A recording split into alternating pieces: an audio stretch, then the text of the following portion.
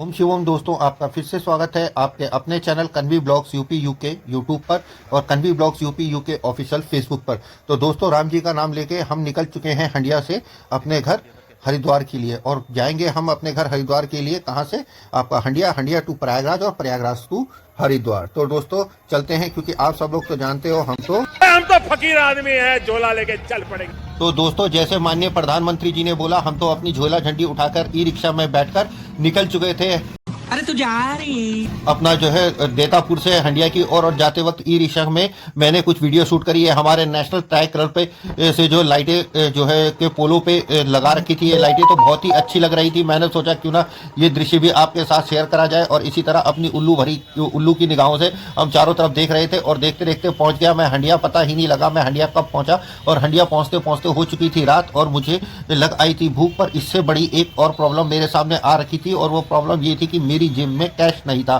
तो हमने इधर उधर अपने गुप्त सूत्रों से पता लगवाया कि हंडिया मार्केट में एटीएम कहाँ है, और एटीएम पता लगता ही हम चल पड़े एटीएम की ओर। और एटीएम की ओर पहुंचने के बाद हमने उसे धर लिया और उससे निकाले पैसे। एटीएम से पैसे निकालने के बाद हम चल पड़े। फिर हमने बोला कुछ खाया जाए, भूख बहुत लग रही है। तो टहलते टहलते टहलते टहलते ऐसे ही इधर उधर उल्लू की तरह देखते देखते हमारी आंखों ने देखी एक कार्ट, और इस कार्ट में भैया बर्गर भी बना रहे थे और रोल भी बना रहे थे। तो मैंने सोचा क्यों ना यहीं पे बर्गर खाया जाए। तो भैया की दुकान पे बैठ गया मैं, और मैंने कर दिया एक बर्गर ऑर्डर। भैया ने अपनी तरफ से बर्गर को बनाने की तो बहुत कोशिश करी, पर दोस्तों मैं सही बता रहा हूँ, मेरे मुंह से बस केवल मोती जी की एक ही बात निकली, जान नहीं आ रहा है।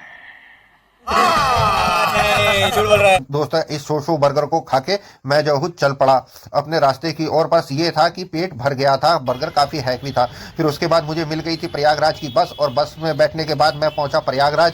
और प्रयागराज पहुंचने के बाद फिर हमने ढूंढा साधन प्रयागराज जो है रेलवे स्टेशन के लिए, और जैसे तैसे हमें ई रिक्शा मिल गया, और उस ई रिक्शा में बैठ के हम पहुँच गए आपके प्रयागराज रेलवे स्टेशन। और जैसे कि हमारे दोस्त जानते हैं जिन्होंने हमारा मिनी ब्लॉग देखा है, प्रयागराज रेलवे स्टेशन पहुँच के हो गया था मेरा मोए मोए मेरा इसलिए हुआ था क्योंकि दोस्तों जो मेरी ट्रेन जानी थी वो प्रयागराज रेलवे स्टेशन से नहीं बल्कि प्रयागराज संगम रेलवे स्टेशन से जानी थी। तो मेरा दिमाग तो एकदम खराब हो गया था। इस लल्लू लाल पे तो बिना मतलब ही पैसे वेस्ट कर रहे हैं। गजब बेइज्जती है। देर भी हो चुकी थी, ट्रेन का टाइम भी होने वाला था, और मैं फिर थूक लगा के तेजी से भागा, और भागते भागते पहुंच गया अपने प्रयागराज संगम रेलवे स्टेशन। वहां जाके दोस्तों हमने पकड़ी अपनी दौड़ लगाते हुए ट्रेन को, और उसमें बैठ गए। अपनी बर्थ में बैठने के बाद दोस्तों हमने अपना सफर करा जारी। अगले दिन सुबह जब मैं उठा तो मैंने देखा दोस्तों सिग्नल प्रॉब्लम की वजह से ट्रेन रुकी हुई थी, और मेरे सामने था ये बेहतरीन दिल को खुश कर देने वाला दिलकश नज़ारा।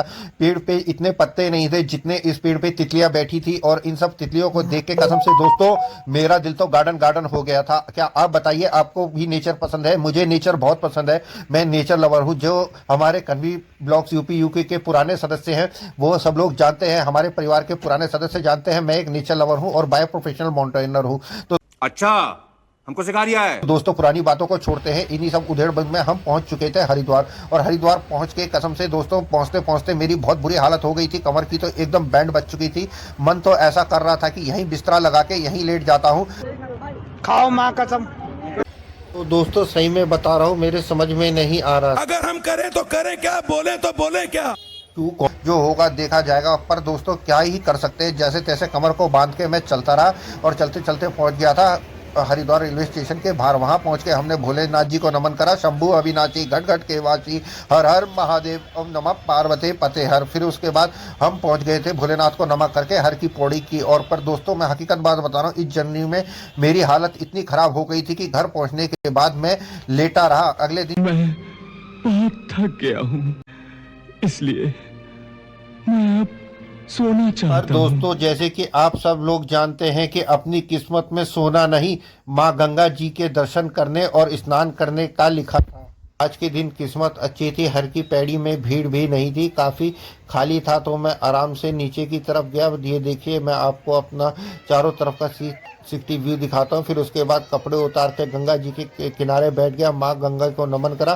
फिर उसके बाद दिल खोल के, कसम से दोस्तों सच बता रहा हूँ, माँ गंगा जी में गोते लगाए। गंगा जी में गोते लगा के तन और मन पूरा शीतल हो गया। फिर उसके बाद मैंने कपड़े पहने और घर के लिए जैसे माता जी ने बोला था गंगा जल भरा, और गंगा जल को भरने के बाद हम चल दिए अपने घर को। दोस्तों मैं बहुत ही ज़्यादा थक चुका था, क्या यही नहीं, अभी और सुनिए। क्या बताऊं। फिर माँ गंगा जी को नमन करने के बाद जब मैं अपने घर की ओर निकला तो जाते जाते आंखों में बस यही सुकून था। माँ गंगा जी के सामने अगर आप बैठो दोस्तों, कभी एकांत में आओ, तो ऐसा लगता माँ गंगा की लहरें आपसे बातें कर रही हैं। बस इन्हीं सब आनंद को लेके मैं चल दिया अपने घर, और घर में था बहुत काम। बिछा दिए सबको कन्याएं की भोजन कराने के लिए। दोस्तों अगले दिन की नौमी, और अगले दिन सुबह उठ के हम दोनों पति पत्नी कन्या पूजन का प्रसाद बनाने लगे। जल्दी ही ये ब्लॉग आपको देखने के लिए मिलेगा। दोस्तों प्लीज वीडियो को लाइक कीजिए, शेयर कीजिए, कमेंट कीजिए और अपना प्यार बनाए रखिएगा। जय हिंद, वंदे मातरम, भारत माता की जय की जय की जय की जय।